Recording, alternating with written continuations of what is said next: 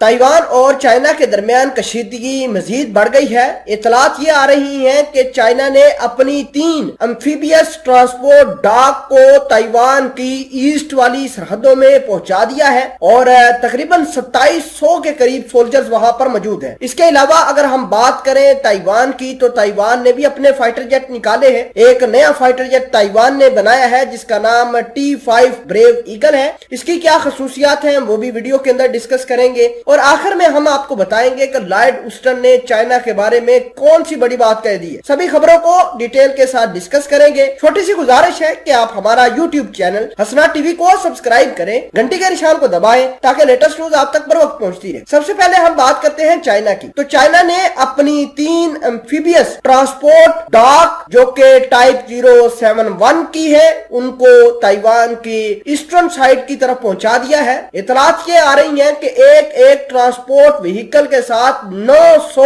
Soldiers मौजूद हैं और 3 एम्फीबियस जो डॉक शिप है वो ताइवान के पानियों के अंदर मौजूद है। अगर एक डॉक के अंदर 900 सोल्जर्स मौजूद हैं और 3 में 2700 होंगे। इसके अलावा हर एक बैरी जहाज यानी एम्फीबियस डॉक के ऊपर 9 हेलीकॉप्टर हैं जो कि कॉम्बैट हेलीकॉप्टर हैं, अटैक हेलीकॉप्टर है। इसके अलावा जापान भी काफी परेशान हो गया है क्योंकि ईस्टर्न साइड में ताइवान तो टारगेट हो ही सकता है, साथ साथ जापान भी टारगेट हो सकता है। इस हवाले से जापान ने अमेरिका को कुछ लेटर लिखे हैं कि साउथ चाइना सी के अंदर ताइवान के पानी के अंदर और जापान के पानियों के अंदर अमेरिका अपनी जो है वो नेवी की इन्वॉल्वमेंट बढ़ाए। नाज़रीन ग्रामी, ये तो हुई चाइना को लेकर खबर। अब हम बात करते हैं ताइवान को लेकर। ताइवान ने एक बहुत ही खतरनाक जहाज बनाया है जिसका नाम T5 एडवांस ब्रेव ईगल है। अभी ब्रेव ईगल का नाम इस वजह से दिया गया है क्योंकि ताइवान का यह मानना है कि ताइवान इन्हीं जहाजों की मदद से चाइना को